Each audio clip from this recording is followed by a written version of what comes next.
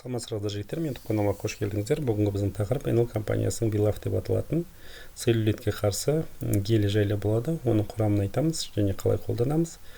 Сонымен қатар целлюлит жайлы бір-екі ауыз сөз айта кетейік. Целлюлит дегеніміз целлюлиттің пайда болуы және пайда болу механизмі.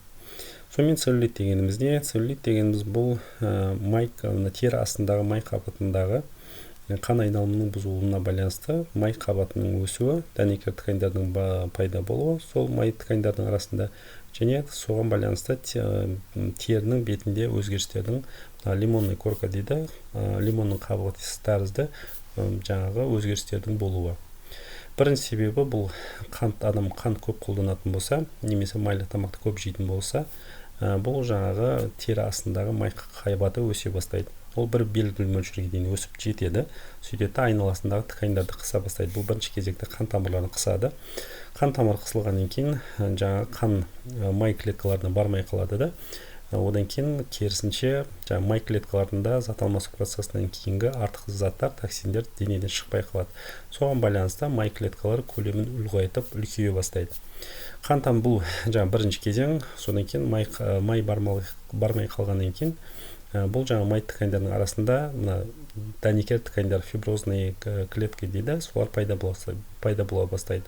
Сол фиброзный клеткалар пайда болады да, бұл жаңағы терідегі лимонный корканың пайда болуына себеп болады. Сонымен біріншіден майдың өсуі, одан кейін қан тамырлардың қысылуы, соған байланысты фиброзный ткандардың пайда болып, теріде өзгерістердің болуы. Бұл жаңағы целлюлиттің пайда болу механизмі осындай. Сонымен енді бұның себептеріне тоқтайық. Біріншіден мен айттым, майлы тамақтар және көп мөлшерде қантты қолданған кезде, көп тамақ жеген кезде май адамның семіруі немесе жаңағы май клеткаларының өсуі. Бұл бірінші жағдай. Екінші, бұл гормондарға байланысты. Білесіздер, әйел балалары статистика бойынша көп ауырады. 25-35 жасқа дейін 75% әйелдерде целлюлит кездеседі, а 35-тен асқаннан кейін 90% жағдайда целлюлит әйелдерде кездеседі. Себебі бұл жаңағы аналық жыныс безінің кейде дұрыс жұмыс істемеуіне байланысты аналық жынысында эстрогендерді көп бөледі да, адамның денесінде сұйықтық тұрып қалады. Сұйықтық білесіздер, бұл жаңағы клеточный пространство дейді, клеткааралық кеңістікке жиналады. Бұл көбінесе май қабаттарында жиналып қалады. Сондықтан бұл да бір целлюлиттің пайда болуына себеп болады. Содан кейінгі жағдай бұл ұйқы безінің болмаса мынау қалқанша безінің дұрыс жұмыс істемеуі. Бұл да целлюлиттің пайда болуына алып келеді. Одан кейін адам көп қозғалмайтын болса, семіздікпенен жаңағы ауыратын болса, осы негізгі себептер целлюлиттің пайда болуына. Және басқа да өте көптеген себептер бар, бірақ негізгі себептер бұл көп тамақ жеу, көп қозғалмау, одан кейін жаңағы гормоналдық өзгерістерге байланысты болады. Сонымен енді бұны қалай құтыламыз? Бұл біріншіден тамақтың құрамында қанттың және майдың болмауы, бұл диета.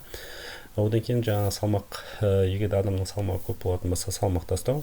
Одан кейінгі жағдай көп қозғалыс жасау, одан кейін жаңа гимнастикамен, жаттығулармен айналысу. Көп жағдайда білесіздер, кейде толық емес адамдарда, қалыпты салмақтағы адамдарда да целлюлит пайда болады. Көбінесе бұл әйел балаларда неге? Ол кісілердің көп қозғалмауына байланысты болуы мүмкін. Адам егер көп бір жерде отыратын болса, отырып жұмыс істейтін болатын болса, целлюлит пайда болады. Неге? Еркектерде аз кездеседі, әйел балаларында көп кездеседі. Себебі бұл терінің құрылысына байланысты. Ер адамдарда мына тердегі коллагендер мына сетка сияқты орналасады, бір-бірін қиып орналасады. Сондықтан тері қатты болады, қалыңдау болады. Әйел балаларында коллаген параллельно орналасады, сондықтан ол кісілердің терісі жұқа және одан кейін нәзіктеу болады. Соған байланысты бұл әйел адамдары целлюлитпен көбірек ауырады. Сондықтан толық емес адамдарда егер бір орында көп отыра беретін болса, целлюлит болуы мүмкін. Сондықтан ол кісілерге көп жүру керек, көп қыдыру керек, көп гимнастикамен заниматься ету керек. Сонымен қарсы целлюлитке қарсы массаждар бар, неше түрлі, сол кетіруі мүмкін. Одан кейінгі тағы да бір жағдай, бұл бүгінгі біздің тақырыбымызға сай, бұл жаңа целлюлитке қарсы кремдер немесе целлюлитке қарсы гельдер. Бүгін біз Enel компаниясының Bilaft целлюлитке қарсы гелі жайлы айтамыз. Оның құрамын барлығын жеке-жеке айтудың қажеті жоқ, өйткені оның құрамы бізге ештеңені білдірмейді. Бұл құрам тек қана бір зат емес, бірнеше заттардың қосылысынан тұрады. Үш бағытта негізі әсер етеді. Біріншіден бұл қан айналымды жақсартады, терідегі жергілікті қан айналымды жақсартады. қан айналым жақсару неге керек екенін біз білдік, түсіндік. Одан кейін екінші бір жағдай, бұл майдың ыдырауына және майдың бір орында қайтып жиналмауына мүмкіндік береді.